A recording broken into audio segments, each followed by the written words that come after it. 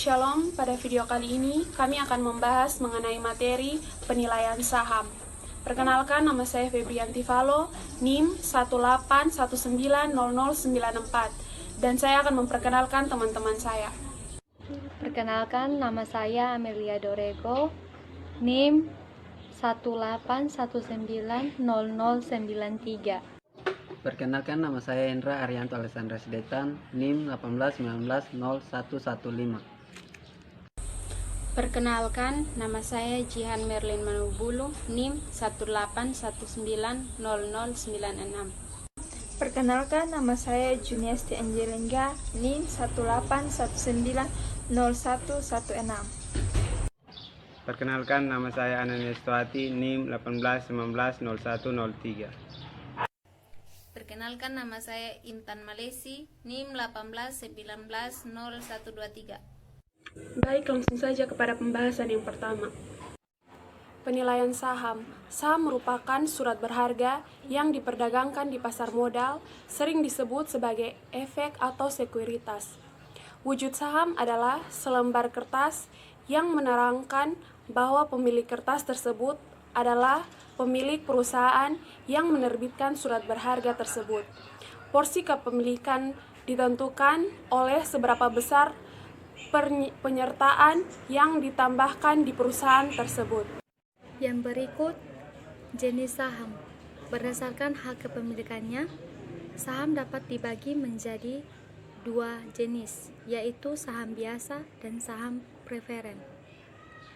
Saham biasa atau common stock merupakan saham yang menempatkan pemiliknya yang paling junior dalam hal pembagian dividen dan hak atas harta kekayaan perusahaan apabila perusahaan tersebut dilikuidasi.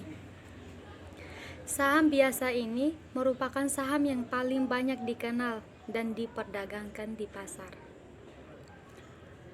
Yang kedua, saham preferen atau preference stock. Saham ini mempunyai karakteristik gabungan antara obligasi dan saham biasa, karena bisa menghasilkan pendapatan tetap, tetapi bisa juga mendatangkan hasil seperti yang dikehendaki investor.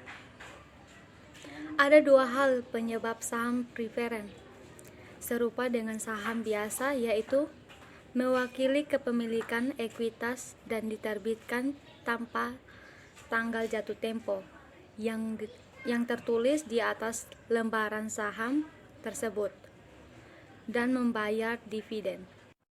Perbedaan saham preferen dengan obligasi terletak pada tiga hal, yaitu yang pertama, klaim atas laba dan aktiva. Yang kedua, dividen tetap selama masa berlaku dari saham. Yang ketiga, mewakili hak tebus dan dapat ditukar dengan saham biasa. 3. Pengertian penilaian saham. Penilaian saham dapat diartikan sebagai suatu proses pekerjaan seorang penilai dalam memberikan opini tertulis mengenai nilai ekonomi suatu bisnis atau ekuitas pada saat tertentu. Penilaian saham adalah suatu mekanisme untuk merubah serangkaian variabel ekonomi atau variabel perusahaan yang diramalkan menjadi perkiraan tentang harga saham, misalnya laba perusahaan dan dividen yang dibagikan. Maksudnya suatu metode untuk mencari nilai-nilai saham yang menjadi ukuran dan investasi surat berharga. 4. Tujuan penilaian saham. Tujuan penilaian saham adalah untuk memberikan gambaran pada manajemen atas estimasi nilai saham suatu perusahaan yang akan digunakan sebagai rujukan manajemen sebagai pertimbangan kebijakan atas saham perusahaan bersangkutan. 3 jenis penilaian saham. Ada 3 jenis penilaian saham menurut Hartono, yaitu pertama, nilai buku. Nilai buku ialah nilai aset yang tersisa setelah dikurangi kewajiban perusahaan. Nilai buku hanya mencerminkan beberapa besar jaminan atau seberapa besar aktiva bersih untuk saham yang dimiliki investor. Yang kedua, nilai pasar.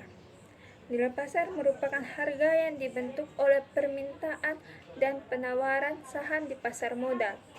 Nilai pasar tidak lagi dipengaruhi oleh emiten atau pihak penjamin emisi, sehingga boleh jadi harga inilah yang sebenarnya mewakili nilai suatu perusahaan. Yang ketiga, nilai intrinsik. Nilai intrinsik adalah nilai saham yang menentukan harga wajar suatu saham agar saham tersebut mencerminkan nilai saham yang sebenarnya sehingga tidak terlalu mahal.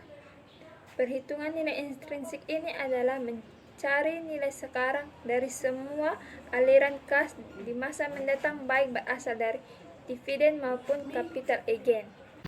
Pendekatan dalam penentuan nilai intrinsik saham. Yang pertama, pendekatan nilai sekarang atau present value.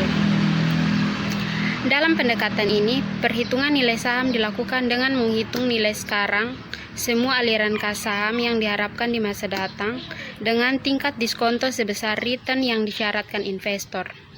Dalam hal ini, nilai intrinsik atau disebut juga dengan nilai teoritis suatu saham nantinya akan sama dengan nilai diskonto semua aliran kas yang akan diterima investor pada masa yang akan datang. Yang kedua, pendekatan price earning ratio.